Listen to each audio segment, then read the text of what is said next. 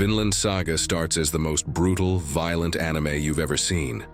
Thorfinn is a killing machine driven by revenge, slaughtering dozens of men in his quest to kill Askeladd. It's Game of Thrones meets Vikings, blood, betrayal, and endless warfare. And then something happens that's never been done in action anime before. The protagonist completely renounces violence. Not because he's weak, not because he's lost his ability to fight, but because he's understood something so profound that violence becomes literally impossible for him to commit. And once you understand what Thorfinn learned, you'll find it nearly impossible to justify violence in your own life. This isn't just philosophy, it's a perspective shift that makes aggression feel fundamentally wrong.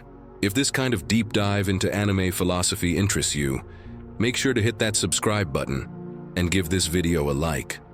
It really helps the channel grow. And I'm curious, what's your take on pacifism versus self-defense? Drop your thoughts in the comments below. I read every single one.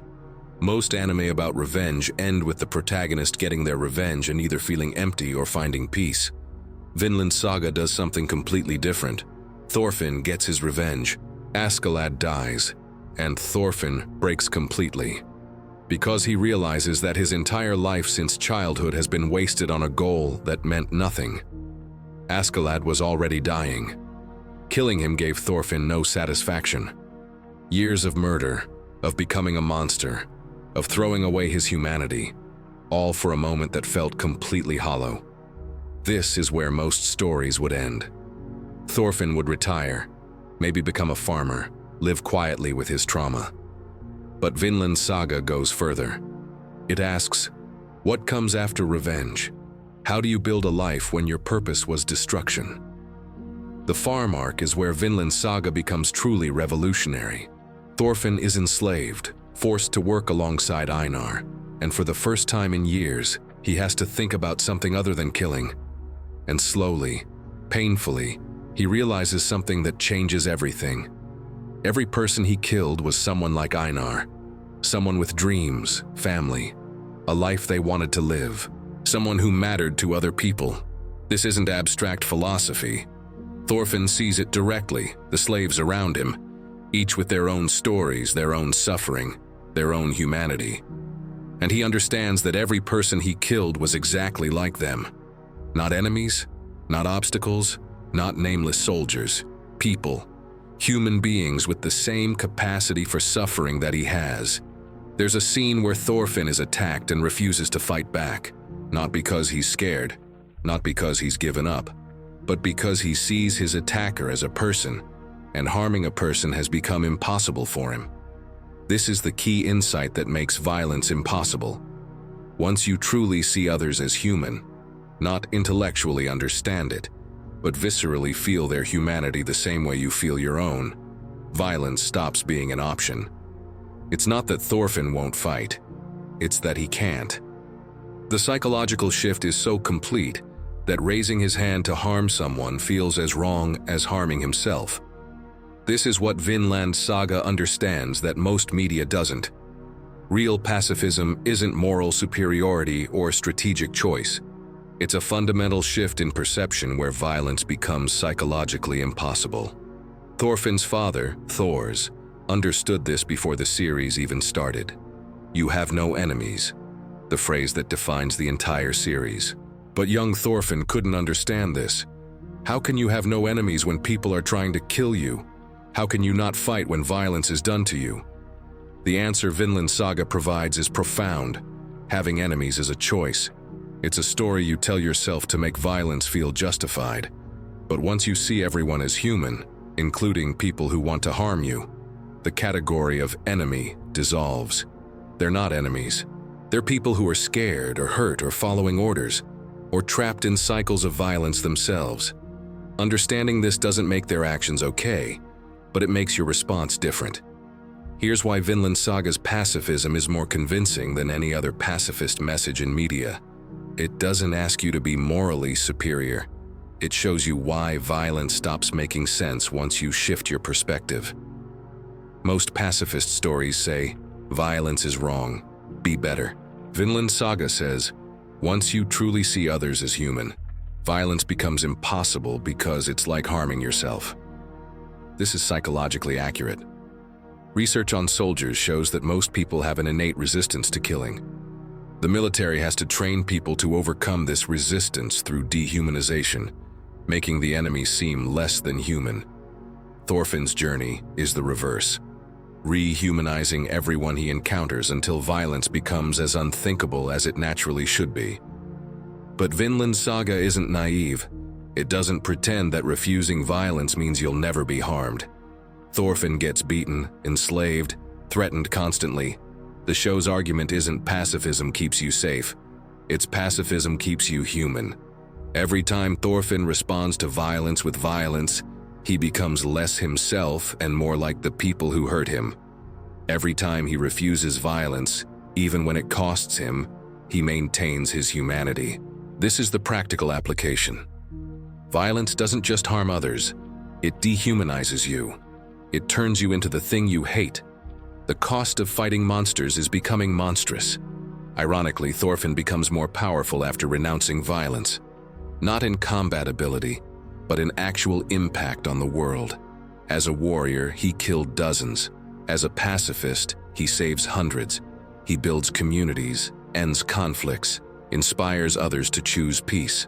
His influence grows exponentially once he stops trying to change things through force. This is Vinland Saga's most radical claim. Violence is actually the weakest form of power. It can destroy, but it can't build. It can dominate, but it can't create lasting change. Real power, the power to actually improve the world, comes from connection, understanding, building relationships and systems, all things that violence makes impossible. But the show is honest about the limits of pacifism. Thorfinn can't stop all violence. People die despite his best efforts. His pacifism doesn't create a perfect world. What it does do is break cycles. Every time someone expects violence and receives understanding instead, the cycle stops. It doesn't spread backwards, but it stops spreading forward. This is the realistic hope Vinland Saga offers. You can't fix the past or save everyone, but you can refuse to perpetuate violence into the future. You can be where the cycle stops. Pacifism is expensive. Thorfinn gets beaten regularly. He loses fights he could win. People exploit his refusal to retaliate. The show never pretends that choosing non-violence means safety or respect. So why choose it? Because the alternative, becoming someone who can casually harm others, is worse than any physical beating. Thorfinn would rather be hurt than become someone who hurts. The cost of pacifism is high, but the cost of violence is your humanity. Thorkel is the most interesting challenge to pacifism. He's not evil. He genuinely loves battle, respects warriors, lives by a code. And Thorfinn can't hate him because Thorkel is clearly, obviously human, joyful, honest, principled in his own way. This is the show's most sophisticated move. Even people who embrace violence aren't monsters. Thorfinn's pacifism isn't about condemning warriors. It's about choosing a different path, while understanding warriors are still human, still deserving of compassion. Canute is the dark mirror to Thorfinn. He also wants paradise but believes you need violence to achieve peace, that you must become a demon to defeat demons. Watch what happens. The more violence Canute uses for peace, the more he needs to maintain it. His paradise requires constant bloodshed. This is the argument against necessary violence. Once you accept it's necessary, you create systems requiring ongoing violence. Thorfinn's path is sustainable, difficult, slow, incomplete, but sustainable. Canute's path requires him to become what he sought to destroy. You have no enemies.